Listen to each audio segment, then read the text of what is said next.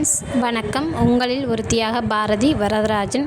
ரொம்பவே ஒரு அற்புதமான ஒரு புத்தகம். நம்ம வாழ்க்கைக்கு தேவையான ஒரு புத்தகம். நீயே உன்னை சந்தி, meet yourself. Orison Swett Marden அவர்கள் எழுதின புத்தகம் இது.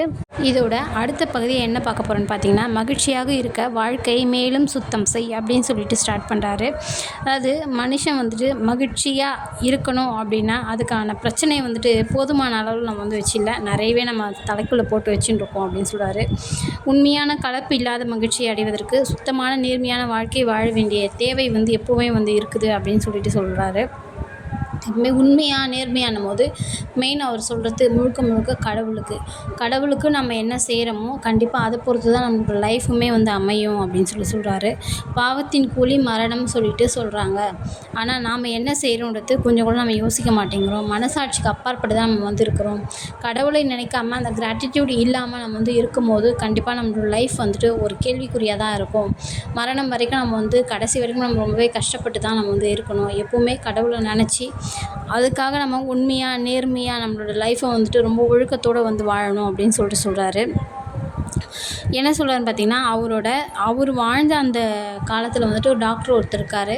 அவர் எப்படி இருக்கிறாரு, அவரோட லைஃப் பார்த்திங்கன்னா எல்லா இதுக்குமே நோய்க்குமே ஒரே ஒரு மருந்து தான் கொடுப்பாரு. இன்றைக்கு காலகட்டத்தில் இருக்கிற மாதிரி ஒவ்வொன்றுத்துக்கும் ஒவ்வொரு மருத்துவர் கிடையாது. அன்னைக்கு எல்லாத்துக்குமே அவர் ஒரே மருந்து தான் கொடுப்பார். ஆனால் சரியாயிடும். அவர் பண்ணுற ஒரே ஒரு வேலை என்னென்னு பார்த்தீங்கன்னா, அந்த தலை மேலே கையை வச்சுட்டு, ஒன்றும் இல்லை உன் உடம்புல இருக்க பிரச்சனை ஒன்றுமே இல்லை, ஆனால் உன் மனசுலேருந்து நீ ஃபஸ்ட்டு வெளியில் வா அப்படின்னு சொல்லிட்டு அவர் அந்த ஒரு அன்போடு சொல்லும்போது கண்டிப்பாக எல்லாமே வெளியில் வந்துடும். அந்த இதில் நான் கடவுளை தான் பார்ப்பேன். அவர் அந்தளவுக்கு ஒரு ப்ரே பண்ணுவார் அப்படின்னு சொல்லிட்டு சொல்கிறாரு.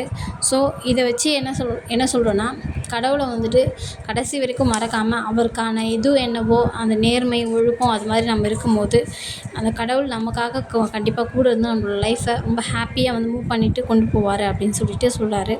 எந்த நோயாக இருந்தாலும் சரி அதுக்கு மனம் தான் காரணம். நம்ம மனசை ஹாப்பியாக சந்தோஷமாக வச்சுருந்தோம்னா யாரை பார்த்து நமக்கு எதுவும் வராது அப்படின்ற மைண்ட் செட் இருந்தாலே நம்ம ரொம்ப ஹாப்பியாக இருக்கலாம். Okay friends, thank you. லைக் பண்ணுங்கள், ஷேர் பண்ணுங்கள்.